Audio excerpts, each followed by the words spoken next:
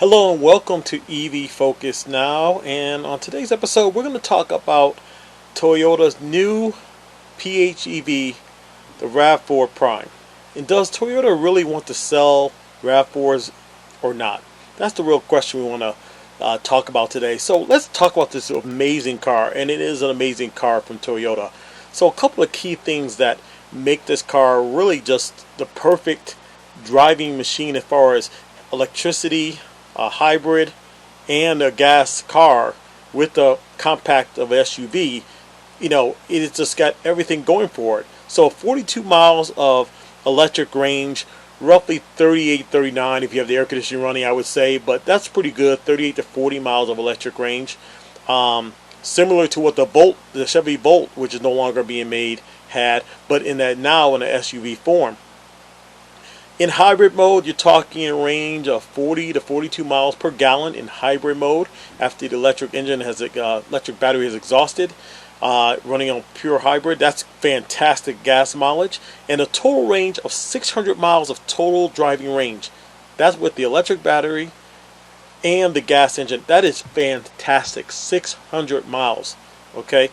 In addition, it's an all-wheel drive vehicle. Another plus to go along with it. It's also eligible for the $7,500 tax credit. So that is another great thing that's going to help bring the cost down of this vehicle. And it's fantastic that the battery is big enough to qualify for the $7,500 tax credit. All that in a mid-size SUV.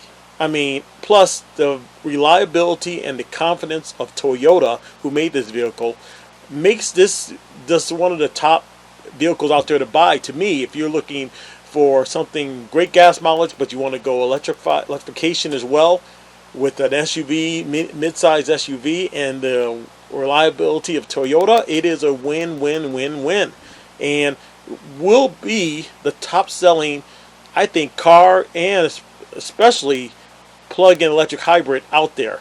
Even going against electric cars, it may rival what Tesla does because it has the best of both worlds, and it takes away range anxiety, introduces them to the electrification of electric cars and how they work, and the fact that you have people love crossovers, many mid-sized SUVs more than sedans, so it has all that going for it.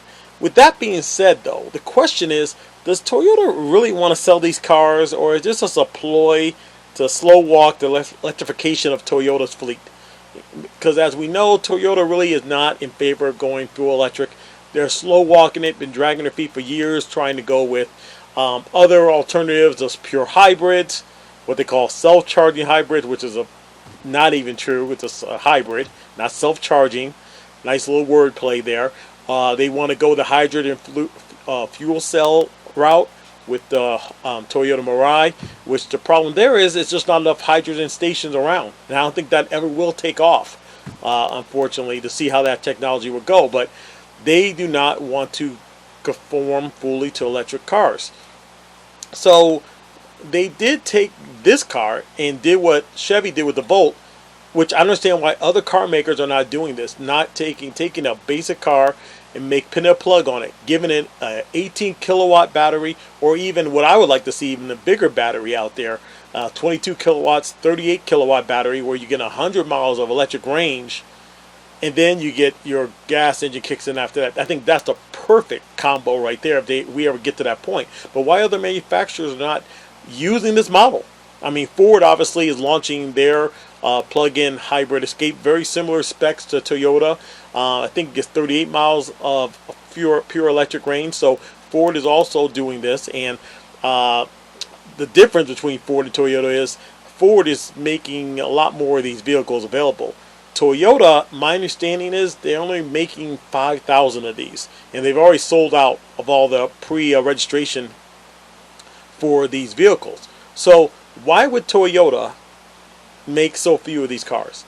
They know the RAV4 is their most popular, top-selling car. It overtook the Camry.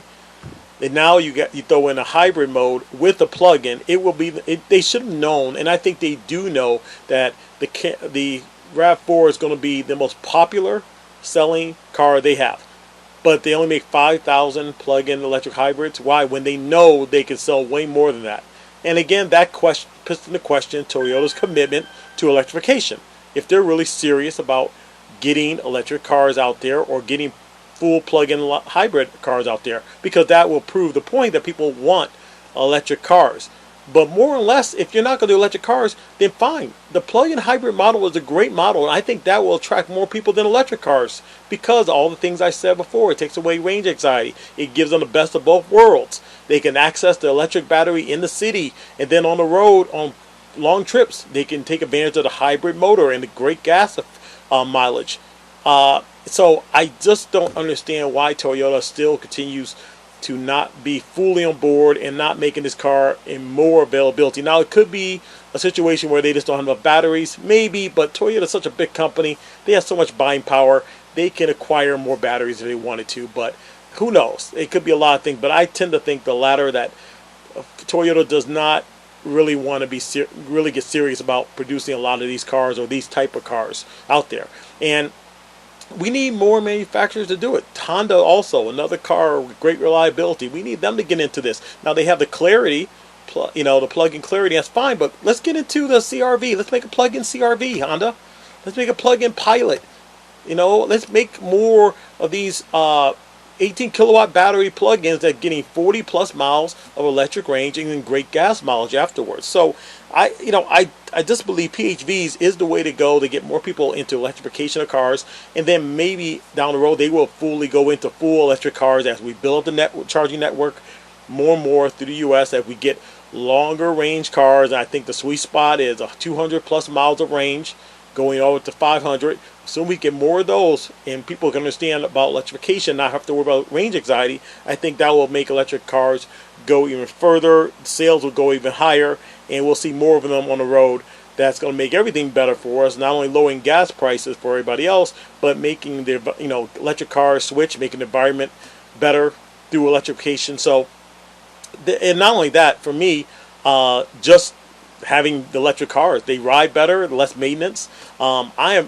I will tell you, if I could get my hands on the RAV4 hybrid plug-in, I would. They all have been spoken for, and I would love to get one. But I'll just wait for the Cybertruck to come out.